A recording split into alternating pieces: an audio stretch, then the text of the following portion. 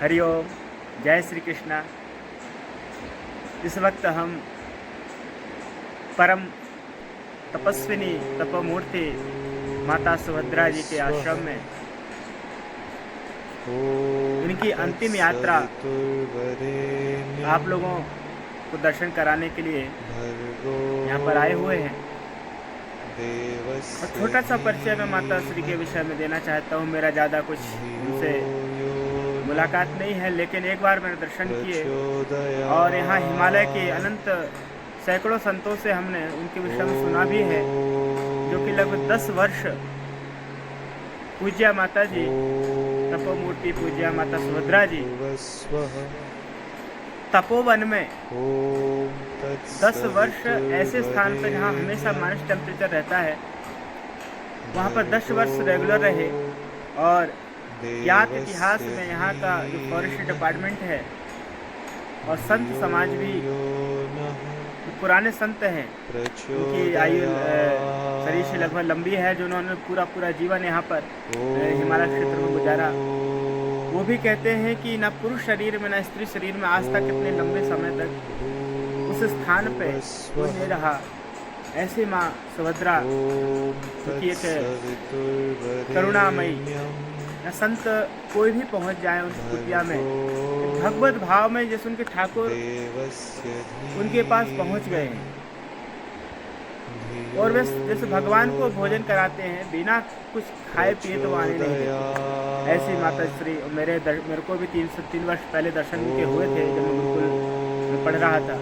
आज उन्हीं की कुछ झलकियाँ आप लोगों तक पहुंचा रहे हैं और आप लोग दर्शन करिए। वरेण्यं भर्गो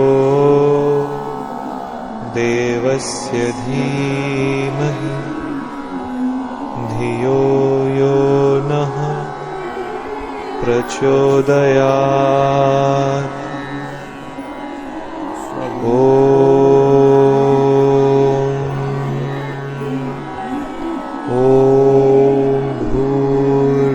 स्वः ॐ तत्सवितुर्वरेण्यं भर्गो देवस्य धीमहि धियो यो नः प्रचोदयात्। 5 तत्व हैं प्रकृति के। उन तत्वों में किसी भी प्रकार से उनको अंतिम संस्कार किया जाता है, जो कि पूज्या माता जी का यहाँ पर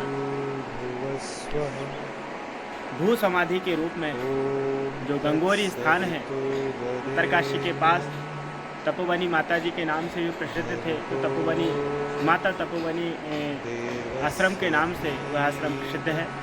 और आइए देखिए। प्रचोदयात्।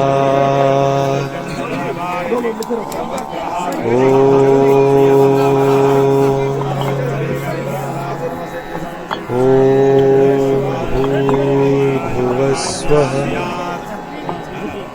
ॐ तत्सवितुर्वरेण्यं भर्गो देवस्य धीमहि धियो यो नः प्रचोदयात्।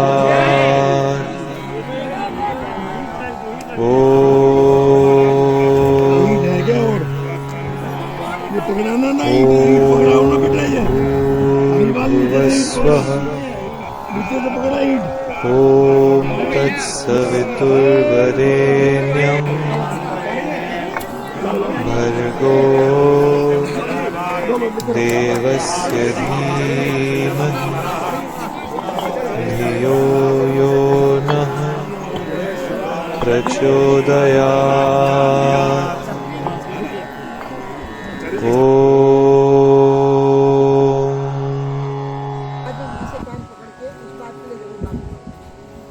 खाने के लिए बोलती थी, वो गुस्सा होना शुरू हो जाती, लेकिन मैं माँ से बहुत प्यार किया, इतना ज़्यादा अगाध प्यार कि मैं आपको उसका वर्णन ही नहीं करूँगी। और उसकी ये थी इच्छा थी कि उसका अंतिम संस्कार नहीं करूँ। मैंने अपने जीवन में किसी का अंतिम संस्कार नहीं किया, तो इसलिए मुझे मालूम नहीं था। और हम क्योंकि उड़ीपी मठ की परंपराओं से बंधे हुए हैं, तो उसी परंपरा के अनुसार आज माँ की अंत्येष्टि हुई। और हम मानव संतानें, जो उनके पुत्र और एक में पुत्री, मैं आज यहाँ पर उनके सामने मौजूद हूँ। उनका पूरा परिवार यहाँ मौजूद है, उनके भाई बहन यहाँ मौजूद हैं, धन्य है वो भाई बहन तो उसी कोख से जन्मे, जिससे कि ये महान हिमालय ही है, ये साक्षात स्त्री के रूप में हिमालय है। इसको आज हमने देख लिया, समझ लिया, और हम माँ को ये वचन देते हैं कि इस हिमालय की रक्षा के लिए हम अपने प्राण पर भी लगा देंगे। समारोह के रूप में स्वामी राघवेंद्र जी से कहूँगी 2 शब्द कहूँगी। हाँ, ये देखिए आज अचानक कल से ही देखिए जो हिमालय में बर्फ गिरी है, ये बहुत शुभ संकेत है। जैसे ही माँ ने अपने नेत्र बंद किए, माँ ने पूछा उमा आ रही है, मुझे कहना नहीं चाहिए थी बात, तो डॉक्टर ने कहा, डॉक्टर स्वामी ने, जो वहाँ अस्पताल के अंदर जो स्वामी देव जी आ रही है, उसको तुरंत बाद उन्होंने अपने नेत्र बंद कर दिए, ठीक है वो अंत्येष्टि तक पहुँच जाएगी। वो बहुत सर्वज्ञ थी, जानी थी, सब कुछ जानी थी। मैं आचार्य जी से महाप्रयाण की कुछ दिन पूर्व आपकी मुलाकात हुई आपकी। हाँ हाँ जी।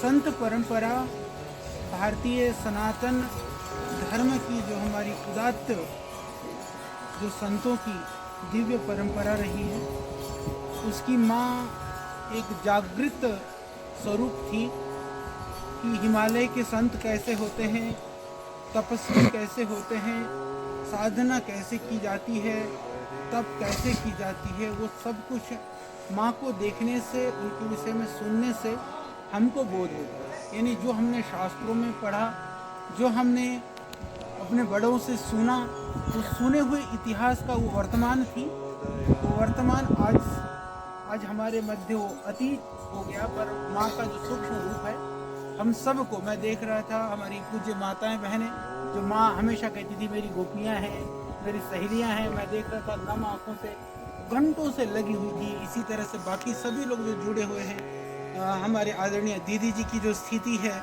वो मैं समझ सकता हूँ। बहुत हिम्मत से आप लोगों को आराम से उन शब्दों का आपने कहा, और गुरु परंपरा से जुड़े हुए मठ से आए हुए जितने हमारे सम्मानित भाई बंधु हैं, और जितने भी माँ के पारिवारिक, हालांकि गृहस्थ आश्रम का बहुत वो नहीं होता है, उससे जुड़े हुए सभी लोग, और जितने लोगों ने सेवाएं करी, वो जो सेवा करती थी बहन वो भी यहाँ थी, ये मीनाक्षी जी लगी रही, और आज इन्होंने अपने आप बोले माँ को साक्षी मान करके, माँ का देह रहते में वस्त्र भी पहन करके इन्होंने आध्यात्म का चोला भी, उस परंपरा को आगे बढ़ाया वो भी। और इसके अलावा डॉक्टर कुलदीप जी, इनके पूरी टीम जो दिन रात लगी रही, बाकी सभी लोग जो जुड़े हुए हैं, पूज्य स्वामी जी महाराज यहाँ पर हैं, पूज्य संत वृंद हमारे बाकी सभी लोग यहाँ पर हैं। तो ये माँ वास्तव में, ये देह तो मनुष्य जब संसार में आता है वो देह में आता है, परंतु वह कार्य जो करता है वह देह से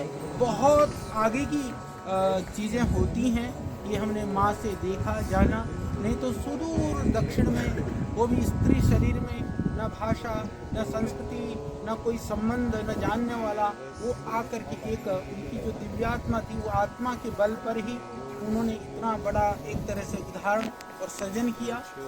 माँ का जो हमारा संबंध था, मैं 93 में पहली बार माँ के मैंने दर्शन किए थे, वो भी तपोवन में।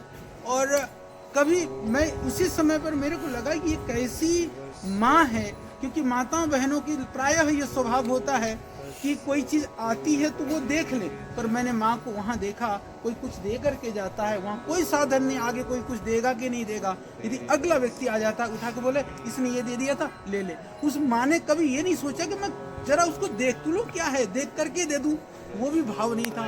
इतनी निष्प्रियता, इतनी जैसे कहते हैं निर्लिप्तता, जो हम लोग शास्त्रों में पढ़ते हैं कि जो अलिप्त होकर के कर्म करने की क्षमता और सामर्थ्य न होने पर भी, मैं एक बार जैसे दीदी कह रही कि मैंने धमकाया, मैं भी माँ से एक बार जरूर नाराज इस बात के लिए हुआ था, जब वो धराली पे वहाँ रह करके सेवा करती थी, संतों के लिए लगी रहती थी, और अपने आप भोजन पकाना, खिलाना, बर्तन मांजना, उस समय पर उनके हाथ ऐसे हो गए थे, मैंने देखा, मेरे को रोना आ गया उसमें। मैंने कहा माँ तू करती क्या है ऐसा, मैंने कहा ये ठीक नहीं है, तू मैंने कहा खाना बना ले पर बर्तन मांजने के लिए आदमी रख, जितना पैसा लगेगा मैं दूंगा।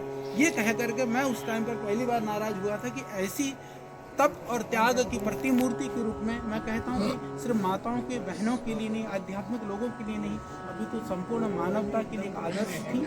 और हम सब के लिए भी वो माँ स्थूल रूप में हमारे बीच में नहीं है, पर उनके आदर्श, उनका तप, उनके कर्म, उनकी दिव्यता हम सब के मध्य में है। सबको ये महसूस करते हुए हम अपनी पवित्रता के लिए, अपनी उच्चता के लिए, अपने आदर्श के लिए हम किंचित भी प्रयास कर पाएँ। क्योंकि संतों का आना जाना तो ये, क्योंकि ये ना जैसे एक तरह से कहें एक देह में आकर के अपने दिव्य कर्मों का संपादन करके उनको देह से विमुक्त हो जाना था, तो अपने कार्यों को पूरा करके माँ चली गई। करीबन 20-25 दिन पहले, 25 दिन हुआ शायद, 1 महीना पहले लगभग, माँ की एक बार ऐसी स्थिति हो गई थी, उन्होंने एक बूंद पानी भी नहीं पिया, करीबन 1 दिन भर एक बूंद पानी नहीं। मैं गया, मैंने जा करके मैंने कहा माँ पानी पी ले। अभी जो है अभी दक्षिणायन चल रहे हैं, अभी उत्तरायण से पहले नहीं जाना है। मैं आपको सच बताता हूँ, आज माँ नहीं है, ये साक्षी वहाँ पर हैं। माँ ने मेरे हाथ से 1 चम्मच पानी पिया, पीने के बाद मैंने शाम को पूछा, बोली शाम तक माँ चेतन हुई। तो वो इच्छा मृत्यु से गई, ठीक है। उन्होंने बहुत लंबे समय के लिए, हमको लगता है कि रुग्ण थी, मैं कहती भी थी मुझे कि उन्होंने, ठीक है, जो भी संसार के जो कर्मों का जो बंधन को तोड़ने के लिए जितना समय देना होता वो दे करके गई, परंतु उन्होंने अपने इच्छा मृत्यु से, यानी वो नहीं तो उनकी ऐसी स्थिति नहीं थी कि वो अभी उत्तरायण तक भी पहुंच पाती, दक्षिणायन के टाइम पर ही निकल जाती। उन्होंने इच्छा मृत्यु का वर्ण किया है। और इस तरह की उन चीज़ों को हम, क्योंकि जब कोई सामने होता है ना, उसकी दिव्यताएं शायद कई बार हम लोग उस रूप में अनुभव नहीं कर पाते हैं। अब नहीं है तो सबको कहीं ना कहीं माँ की वो चीज़ें, बातें, उनकी, उन्होंने जो किया है, जो उन्होंने दिया है, तो सबको याद आएंगे। तो उसको हम हृदय में संभाल करके, सजो करके रखें।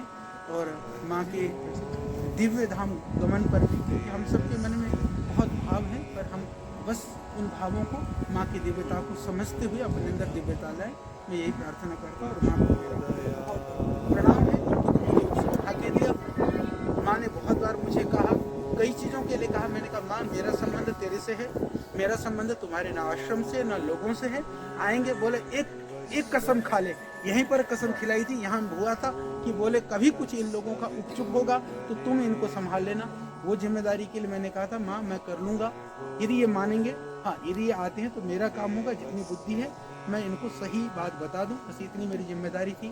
तो मुझे वो सौभाग्य मिला, तो मैं अपने आप को बहुत बहुत सौभाग्यशाली मानता हूँ कि मेरी आज जन्मदात्री माँ, ठीक है, इस दुनिया में अभी है, पर जो मैंने जिनको आध्यात्मिक रूप से मैंने माँ के रूप में पाया था, आज वो मेरी माँ नहीं रही, परंतु उनकी बातें, उनकी चीज़ें इतनी है मेरे पास, इतनी है कि वो एक जन्म में भी सुनाए तो समाप्त नहीं हो सकती। यही जगह थी, ये जगह नहीं बनी हुई थी, एक कुटिया थी, माँ रहती थी। मेरे को साधना की इच्छा हुई, मैं यहाँ पर आकर के रहा। जब रहा, एक दिन माँ कहती है, वो क्योंकि कन्हैया की उपासना करती थी, हमेशा वो भोग लगा करके भोजन करती थी। अब मेरा और उनका रिश्ता ऐसा था कि मेरे को किसी भी रूप में उनका बड़प्पन था। एक दिन मैं भोजन पाने लग चुका था, तो उठा करके थाली ले गई। बोले क्यों? मैंने कहा माँ क्या कर रही? बोले ये बड़ा कृष्ण आ गया, मैं छोटे वाले को भूल गई, भोग लगाने भूल गई थी। तो इस तरह के संबंध, इस तरह की बातें। एक दिन ये हुआ कि माँ की नई नई चीज़ बना करके खिलाने की, या जितने भी आगे तक जो भी घास फूस पत्ते मिलते थे, माँ हर रोज़ मेरे को कुछ ना कुछ बना बना करके। तो मैंने वो जो भाव देखा है, सबके लिए देखा है, जो भी माँ के संबंध में आया, थोड़ा सा भी संपर्क में रहा, वो सब कुछ अनुभव करता है।